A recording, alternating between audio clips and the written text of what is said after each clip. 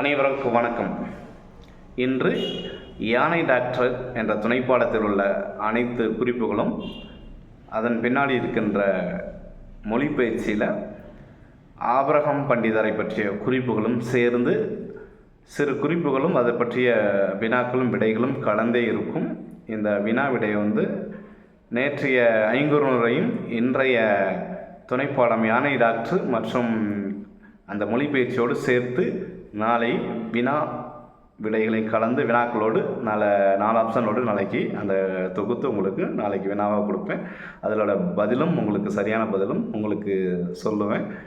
அதுக்கு முன்னாடி இந்த யானை டாக்டரையும் அந்த மொழிபெயர்ச்சியில் உள்ள குறிப்புகளும் பார்க்கலாம் வாங்க. யானை டாக்டர் அவருடைய ஆசிரியர் யாருன்னு பார்த்தீங்கன்னா ஜெயமோகன். அந்த ஜெயமோகன் அவர் எந்த ஊர்னு பார்த்தீங்கன்னா நாகர்கோவில். யானை டாக்டர் என்பது ஒரு குறும்புதினம். அந்த ஜெயமோகன் இயற்றிய நாவல்கள் 2 எழுதியிருக்காரு. ஒன்று விஷ்ணுபுரம், இன்னொன்று கொற்றவை. இவர் இயற்றிய கதைகள் அப்படின்னு பார்த்தீங்கன்னா ஊமை சென்னாய், மத்தகம் அப்படின்ற 2. இவர் எழுதின சிறுகதை தொகுப்பு எதுன்னு கேட்டிங்கன்னா அறம். அதுக்கப்புறம் பார்த்தீங்கன்னா அறம் என்னும் சிறுகதை தொகுப்பில் இடம்பெற்றுள்ள கதை என்னன்னு பார்த்தீங்கன்னா நம்மளுடைய பாடப்புத்தகத்தில் இருக்கிற யானை டாக்டர் தான் அந்த அறம் என்னும் சிறுகதை தொகுப்பில் இடம்பெற்றிருக்கிறதுன்னு சொல்கிறாங்க. யானைக்குரிய சிறப்பு மருத்துவர் யாருன்னு பார்த்தீங்கன்னா இதில் முக்கியமான கேரக்டர் டாக்டர் பி கிருஷ்ணமூர்த்தி தான். யானையின் காதில் அணியப்படுவது என்னன்னு பார்த்தீங்கன்னா சிக்னலர் கம்மல். சிக்னல் கட்டும்ல அந்த கம்மல் அதில் அணிஞ்சிருப்பாங்க. யானைகளுக்கு பிடிக்காத நிறம் என்னன்னு பார்த்தீங்கன்னா வெள்ளை. யானைகள் தேடி செல்லும் தூரம் அப்படின்னா நம்மகிட்ட பழகிடுச்சுன்னா அந்த யானை போய் தேடி கண்டுபிடிக்கிற தூரம் எவ்வளோன்னு கேட்டிங்கன்னா 300 கிலோமீட்டர் வரை நம்மளை தேடிட்டு வருமா அந்த யானை. யானைகளுக்காக தம் வாழ்நாளையே அர்ப்பணித்தவர் யாருன்னு பார்த்தீங்கன்னா டாக்டர் வி கிருஷ்ணமூர்த்தி. தமிழகத்தின் முக்கியமான காட்டியல் வல்லுநர்களில் ஒருவர் யாருன்னு கேட்டிங்கன்னா டாக்டர் வி கிருஷ்ணமூர்த்தி தான்.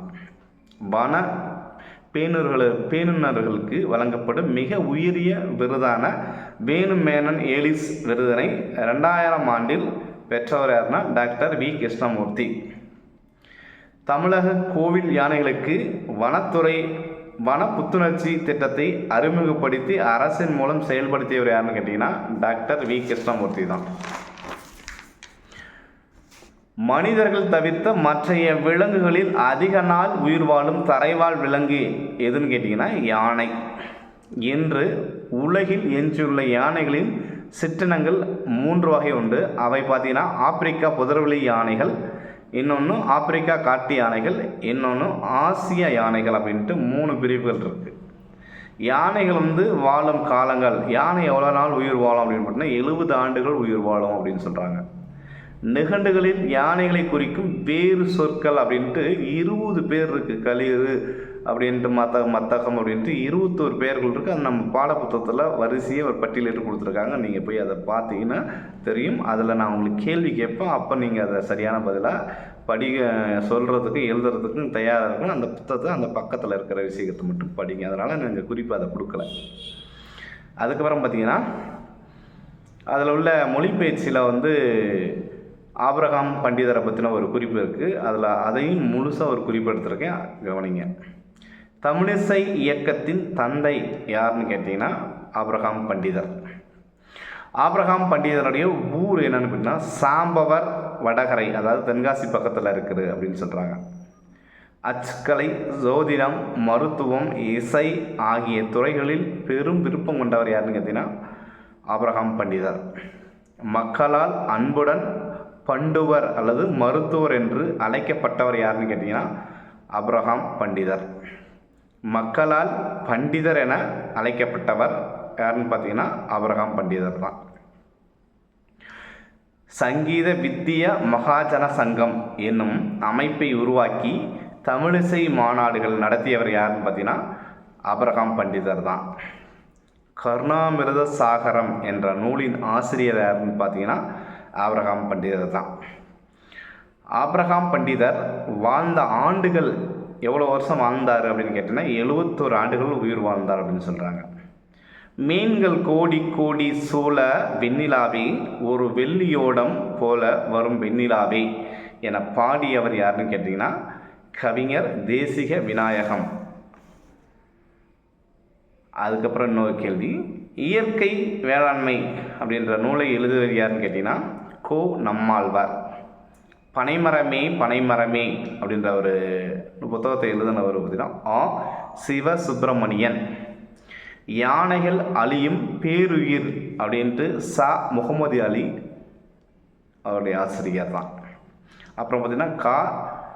யோகானந்தர் அப்படின்ற 2 பேருமே இந்த புத்தகத்தை எழுதியிருக்காங்க. அடுத்து பார்த்திங்கன்னா பறவைகள் உலகம் அப்படின்ற ஒரு ஆசிரியர் தான் சலீம் அலி அப்படின்ற ஆசிரியர் தான் பறவைகள் உலகம் அப்படின்ற நூலுக்கு ஆசிரியர். இந்த யானை டாக்டர் ஆபிரகாம் பண்டிதர் 2 குறிப்புகளையும் தயார் செய்து உங்களுக்கு பதிவிட்டிருக்கிறேன். முறையாக அதை படித்து மனதில் வைத்து கொள்ளுங்கள். நாளை 500 யானை டாக்டர் ஆபிரகாம் பண்டிதருடைய மொழிபெயர்ச்சியுள்ள அனைத்து குறிப்புகளையுமே வினாக்களாக தொகுத்து உங்களுக்கு கொடுக்க போகிறேன். அந்த வினாக்களையும் விரிவாகவும் விடைகளையும் தெளிவாகவும் நாளை பார்க்கலாம். அதுவரை படித்திருங்கள், வெளித்திருங்கள், படித்து கொண்டே இருங்கள், தேர்வை நோக்கி எட்டி கொண்டே இருங்கள். வெற்றியை பிடிக்கும் வரை ஒருபோதும் சளைக்காதீர்கள். நன்றி, வணக்கம். பிடித்திருந்தால் லைக் பண்ணுங்கள், கமெண்ட் பண்ணுங்கள், மறக்காமல் நம்முடைய கரிகாலி கவி சேனலை சப்ஸ்கிரைப் பண்ணுங்கள். நன்றி, நல்லது, மகிழ்ச்சி, வாழ்த்துக்கள்.